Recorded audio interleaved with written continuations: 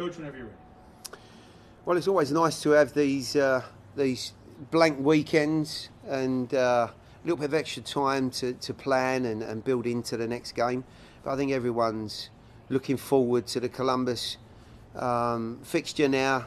You can end up having a little bit too long on the training field. So yeah, we're fully ready. The guys are enthused and they've mentally and physically, I think, recovered from the opening 4 games and ready to go again. We'll start with Tim Sullivan, then go down the chat. Gary, what is the health of your club looking like after a couple weeks off, and are you expecting to have a full go group this weekend? Well, you know full well that Dax is unavailable due to suspension. We picked up an injury with Teal Bunbury in the Salt Lake game, which will keep him out for a couple of weeks. So Teal will be unavailable, but outside of that, we're very good. You know, guys that have played in the international break are in full health, no issues there, so that's great. Always a little bit of a concern when they go away, whether they're going to come back in one piece. So delighted that you know, both of those guys have got plenty of work, but they're in good shape. Next we'll go to Ben Wright. Go ahead, Ben. Yeah, Gary, you've obviously played Columbus several times over the last couple of years, but after kind of a rough year last year, it seems like, at least early on in the season, they've bounced back a bit. What have you seen from them early on, and what are you expecting from them this weekend? Honestly, I think last year was a little bit of an anomaly.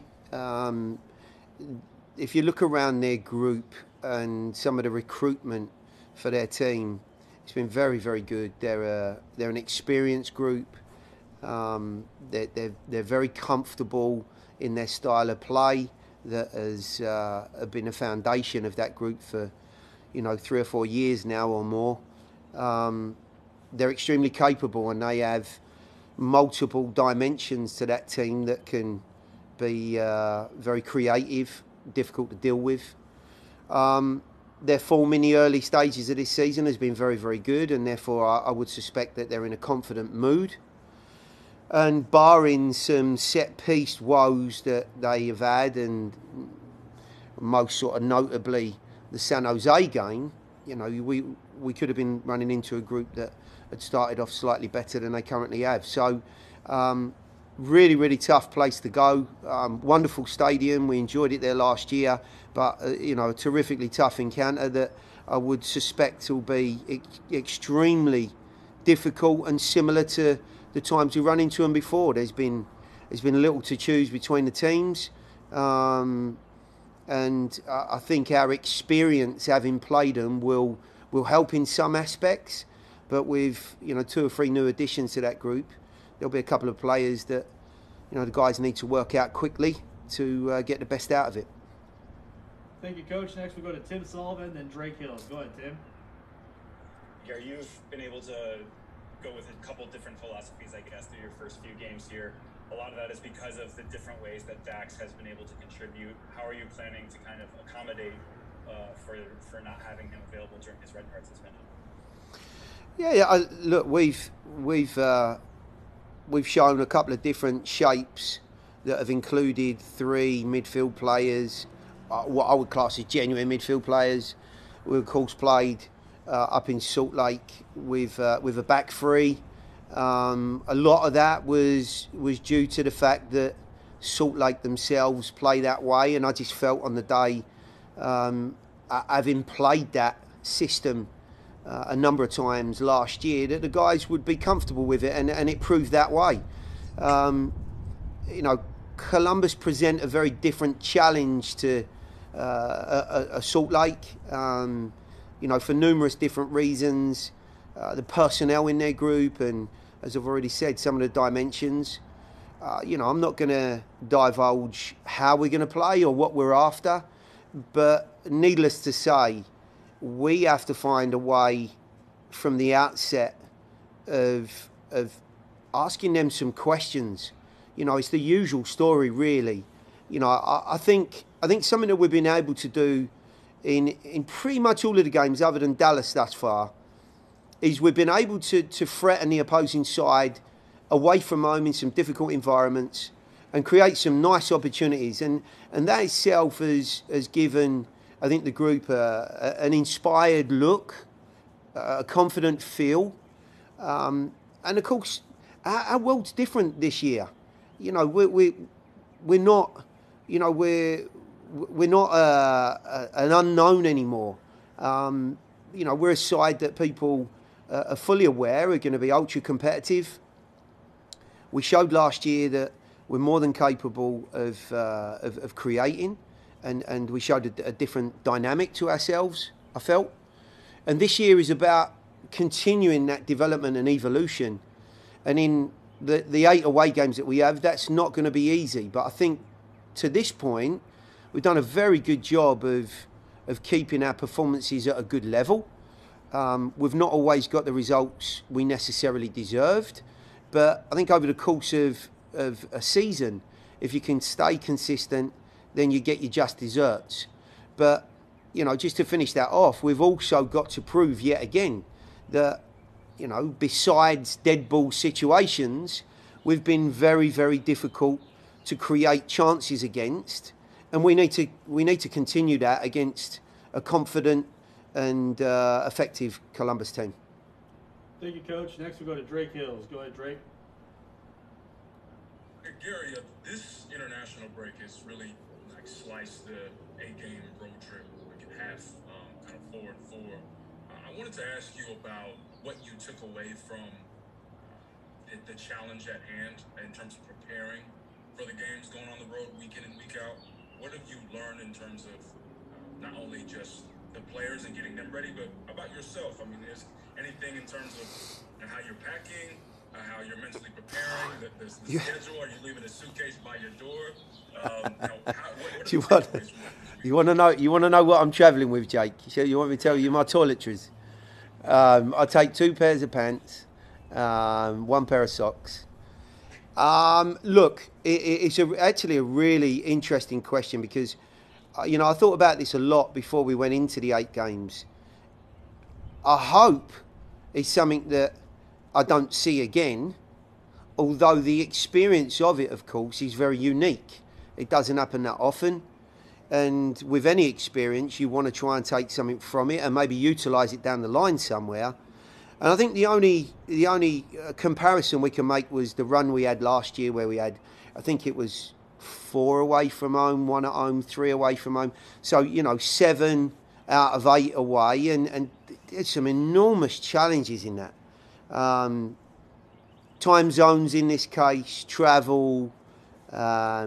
You know, the first 3 games we played, you know, completely different surfaces due to the conditions. You in the early part of the season, which is very, very different to the latter stages, you're playing against teams who genuinely believe they can win MLS Cup or the Shield. When you get towards the end of the season, a lot of those teams have gotten into a groove of form. They're either in a good position or they're well out of that good position, and maybe that challenge becomes a little bit easier. But everyone is on their mettle this time of year, and they're desperately looking to take 3 points off of a team that are in a difficult place. It's not easy. So I think that's the biggest challenge with regards to preparing and making sure that the guys are in the right place. I mean, I would like to say, looking at the data as well that we have constantly coming in, the guys are in a good physical place, so recovery and preparation has been good. I think in terms of the tactical and you know, match play element of it, we're preparing well. The fact that we have a game every weekend, of course, is a help, without, you know, interjecting a game somewhere midweek, which would complicate issues at this point. But the challenge for us is difficult enough at this point, and I do think the guys have given a really good account of themselves. I'd love a point or 2 more at this stage, but, you know, really for us, it's to be in a position when we come back home on May the 1st, where we're in a competitive spot. We're hopefully in a position to mount a challenge for the post-season. and we don't give ourselves too much work to do. So anything that we can get at this point is gonna make that task that much easier. Thank you, Coach. Next we'll go to Ben Wright, then Claudio Villalobos. Go ahead, Ben. Yeah, Gary. First of all, I'm impressed that you can make one pair of socks work on the road trip. But kind of tacking on to what you said there at the end, you guys are averaging a point through these first 4 games, kind of along the old adage of drawing on the road as a successful kind of output. Looking forward to these next 4 games, what's kind of your goal for these next 4 before you come home? What's a successful output in those 4? Well, look, I think you're right. If we can come out of this period of 8 games with 8 points, I think we would have looked at it and said, you know what, if we'd have had a balanced schedule and there'd have been some home games, interjected in between those long away spells, that we might have had some victories. You're looking at a really good start to the season. So I think a minimum of 8 points for us. I'd like to think that the group's got more than that in them. But as you look at the challenges that we face, we go into a Columbus group that we've already spoken about, in good form, started well. We go to Kansas, constantly in the playoffs, one of the most successful teams making the postseason in modern history of MLS. And then we've got 2 West Coast games that, by any stretch is always going to be tough because of the travel, because of the time change, and we run into 2 teams that we've not met before. So you could look at that in a positive sense, that they don't know a lot about us, but we're certainly not going to know an awful lot about them. Look, anything over 8 points in this stretch of games, and I'll be doing a jig. We'll go to Claudio, then wrap up today's session with Coach Smith with Tim Sullivan. Go ahead, Claudio. Thank you, Matt. Coach, I realize that you might have answered this question already. I just got here. If you did, I can go back and listen to your answers, no problem. But, obviously, the problems or the issues that happened before, whenever Nashville has visited Columbus, we already know. So what might be different this time, in your opinion, about what Nashville brings to the table to a difficult stadium like he has? And that's the first part. And the second part has to do with tomorrow's draw at the FIFA. A coach like you, with all your experience, all you've done, what do you expect tomorrow? What do you like about what's happening tomorrow, and what are your expectations? Well, first of all, I think with regards to Columbus, going to a place that we've been before, it was a brand new venue when we went there last year. Certainly for us, electric atmosphere, very very modern in the way that I think the build of these stadiums now are bringing supporters closer to the field again and creating that vibrant feel about games. The Columbus team that we play this year, I think, are in a better place, if only that they've started the season well. I've already said that I felt as though their season last year was a bit of an anomaly. They were unable to meet the sort of standards that they did the year before. But by the way, they set a very high bar when they won the championship the year before that. So, it's a tough one to be saying that they've underachieved in the last couple of years, because they certainly haven't done that. What we know is we've got to be at our best.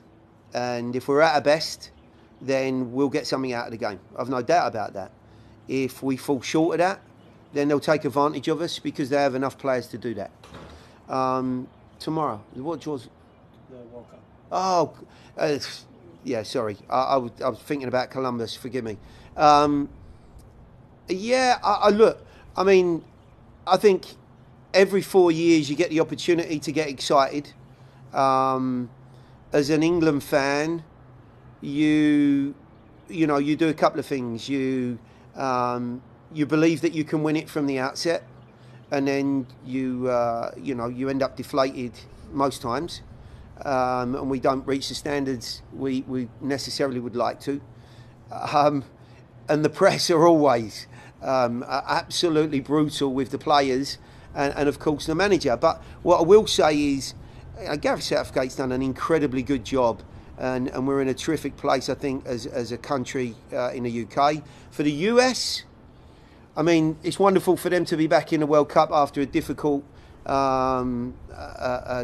qualification last time around. I'll be delighted to speak to Walker when he comes back and to congratulate him. But all in all, I think it sets the scene tomorrow for an exciting run. Thank you, Coach. We'll wrap up today's session with Gary Smith with Tim Sullivan. Go ahead, Tim. Hey, Gary, I almost kind of want to piggyback off of that a little bit, especially Sunday's game where Anibal and Walker kind of got into it a little bit. Did you get a chance to watch that? And knowing them as well as you do, what was going through your mind? And then when Walker comes back, when Anibal comes back, what do you communicate with them? Obviously, happy and proud of Walker, and maybe disappointment on Anibal's end. How do you, kind of deal with that with them and on the emotional side? Yeah, I mean, I was actually at particular moments in the game, putting my head in my hands, especially when Anibal clattered into Walker, of all people. Those two guys knowing each other so well. Look, it's a difficult situation for Anibal at this point because the two penalties that are conceded, I'm sure deep down he'll feel dreadful about.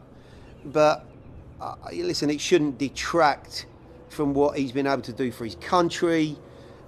Captain, the way he leads that group. I think the result last night shows you exactly the sort of pride those guys have in playing for their country. To turn around after a really tough defeat, to be eliminated, and then to go and win in the last of the qualification games tells you an awful lot about the character of that group, that Panama group. But that won't stop him being very, very disappointed, of course. For Walker, it'll be the other end of the scale. He captains the team last night, although they get beat, but I think the qualification into the World Cup and what that means for all of those guys, the stage they can play on, the opportunity that they have in front of them, is life-changing. It's a memory and an opportunity that, few people get to experience. As far as their relationship, I mean, they get on great. I'm sure there'll be some disappointment and maybe a few little nasty little jibes at some point, but listen, they're good pros. They're whatever it is, they'll get over it and they'll get on with it. And they've got a job to do here, and they're both immersed in what we need done. So I don't see that being any problem at all. Thank you, Coach. We'll be right back with Dave Rahman.